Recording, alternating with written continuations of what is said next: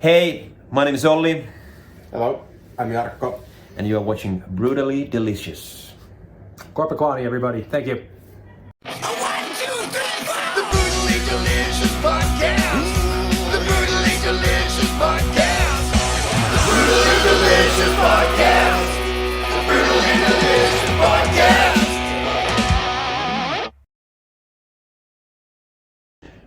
What's up, everybody? I'm Dark Masick with Brutally Delicious. We are here with Olli and Jarkko from Korpiklaani. Hey, guys. Thanks so much for doing this. Awesome. Yeah, it's a pleasure. Awesome. So, second day of the tour. What was the last time you toured the U.S.? I know you toured like 2018, but...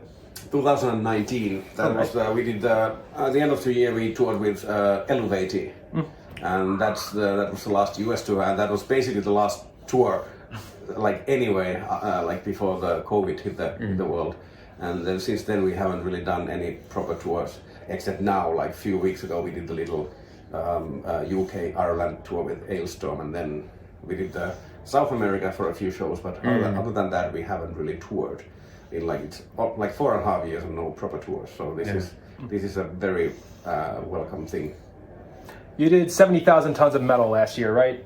I was on board as a fan. Yeah. Right? Yeah. Yes. I thought so. Interesting. So, with that, post-COVID touring, go. What's it like? Well, this is like I haven't been to the US in 10 years. I joined the band in 2021. It's nice. I think a lot of it is similar than before. Some of it is different, or is it? I don't know if the touring is different itself, but Everything is more expensive. everything is more expensive, and then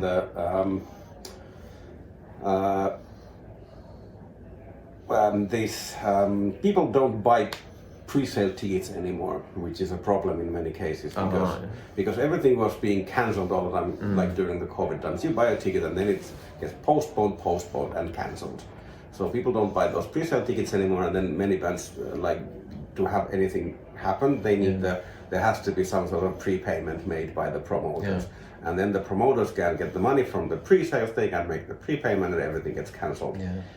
So it is difficult for both the promoters and the bands, this situation nowadays.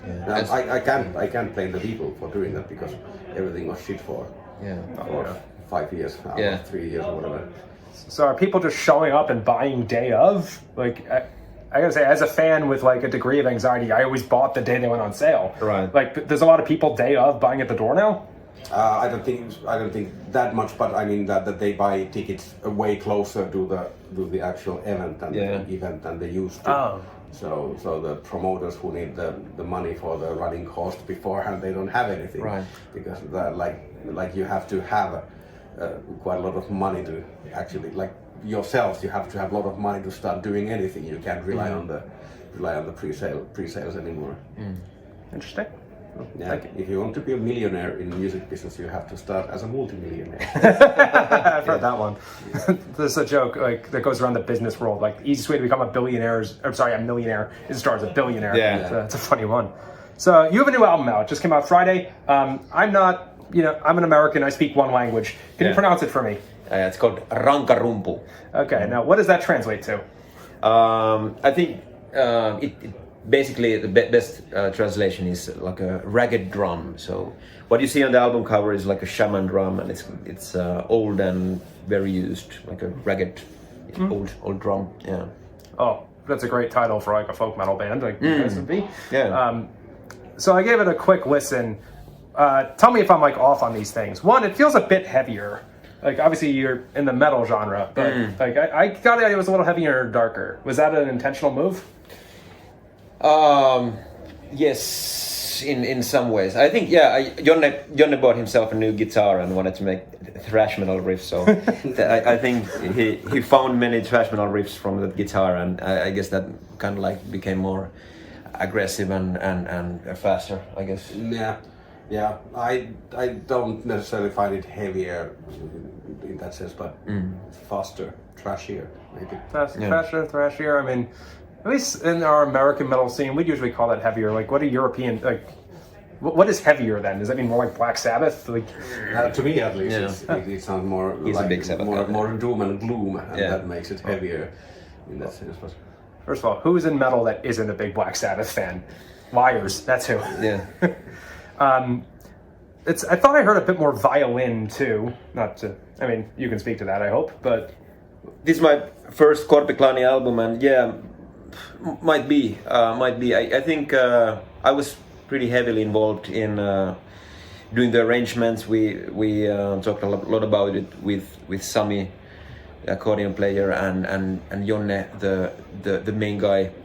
I also composed 3 songs for the album, so it was interesting, and the guys were very welcoming about bringing like music and influences into the band in that sense. But yeah, I'm happy. I think I got a lot of good feedback for the violins and the folk stuff. Yeah, I noticed it. Yeah, cool. That's a great thing. Like, I'm a guitar player. That's generally like most metalheads are going to focus on. So if that comes out, I mean, you're doing something right. Yeah. Was it the second track on the album, Kill While You Can? Yeah. So I guess just some context here. Like I said, I saw you on 70,000 Tons of Metal, I think twice, definitely last year, and it was like 2018 or something. If you were to ask, I think most metalheads, like, think of Korpiklaani in like 5 words. One of those words is vodka. Yeah. The other one's like, dance party, like fun times. Yeah. Kill While You Can seems not like that. Is this a political statement? Is like the band changing? I mean, you've been around 20 years. You can have like 1 or 2, different songs if you want. But it is clearly a commentary on the situation in Eastern Europe currently, with the war going on. Yeah. I wouldn't call it a political statement, but it is a commentary on it. You can. It's probably a bit different here in the US, but in Finland you can't avoid that topic. It's all the time in the news of what's going on and how will that affect us at some point or whatever. Oh yeah. I mean, thank you for clarifying that. I'm presuming. Sorry, do you want to like state which side you're on, or is that too dangerous? What kind of sides are you supposed to take? You have 2 options, and one is not really. We are not pro-invading other countries. That's a good way to put it. Yeah. I appreciate that. Thank you. I don't want to put words in your mouth. So forgive me for this. I know Sweden's like clearing the way. Did Finland make it into NATO yet? Yeah, way before Sweden. Yeah. So we are. A year ago, by the way, just a bit of a year ago. It was in April, I think. Something like that. Yeah. So, okay. So how's it feel? As an American, I welcome you to our alliance. Thank you very much. Yeah. So is this something like? Did this ever come up in the bands? Like not being neutral anymore? How do you feel about it? We have never discussed about that. I think it's pretty clear that We are not writing songs about NATO at least. not yet. No. Yeah. So just more of like a humanitarian stance of don't go senselessly killing people? I guess we are more. It's safe to say that we are more of the pacifist side, probably. In kind that of like- sense, yes. Yeah, I mean... but the country, our country has been right next to Russia or Soviet Union or whatever it's been called. But like always being there, have a 1,300 kilometers common border. So it has been a balancing act for centuries. Interesting. Well, thanks for taking on that. That would have been very easy for you to have avoided that question or those questions, and I appreciate you taking them head on. Yeah. Okay. How do you feel about like the folk metal label? Like, do you embrace it? There was a lot of talk about folk metal. Like, I know some bands kind of tried to wiggle out because they thought it was kind of like too much of a brand. But I guess Korpiklaani is very kind of like embracing the roots and the folk metal thing. Yeah, we are very much into folk metal still. Yeah. And I think we have discussed this before, and I think the difference between Korpiklaani and many other folk metal bands is that this band was technically folk first, like the roots are in this folk duo that then developed into metal. So whereas many other bands have like been whatever bands and then just started to incorporate some folk elements into their metal music. So we have a different background and we are still quite proud of proud to be called. Yeah. Interesting. Thank you for that. So where I was going with that is in the U.S., I think it was 2014 was the first year when rock as a whole was no longer the best-selling record category. And realize that that's rock. Now you have to split off rock into metal, and then metal has like 10 billion subgenres. Yeah. Folk metal is definitely not like Metallica level acceptance in a lot of ways. But yet you're here and you're touring. So in the age of Spotify and declining record sales, what's your secret? How do you pull this off? And as a fan, thank you. I guess it's about sticking to your guns and doing your... Now that's the only thing that you can do. Yeah. Basically. Yeah. You can't really. You can't really fight the system. You can fight the system, but you will not win. Yeah. So. Yeah, but it's cool that folk metal can be accepted. I think, I mean, like, there's so much music and different types of music in world.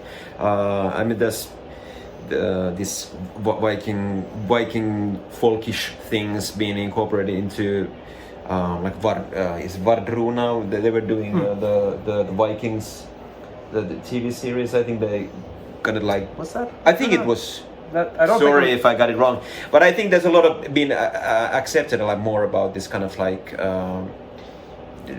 folky and different cultural background stuff in music. Yes, the folk music in general is now like more accepted than it was when we started. Somebody said that Nightwish is the biggest folk metal band in the world, and if kind of like there's a lot of the pipe stings and everything. Like it's a bit of the stretch, but if you think about it in that sense, I mean, like it's been accepted. Yeah, they jumped on the bandwagon that we were pulling. Yeah, it's not much really folk. I viewed them as more just symphonic. I mean, they're definitely like, you know, there's been more folk. Yeah, but they got the element there. I think player thing. There's a lot of that nowadays. I think, yeah. Do you feel a kinship with them? Like, who would you say is like music is music? Yeah, I don't know. If like, who would you say is like your?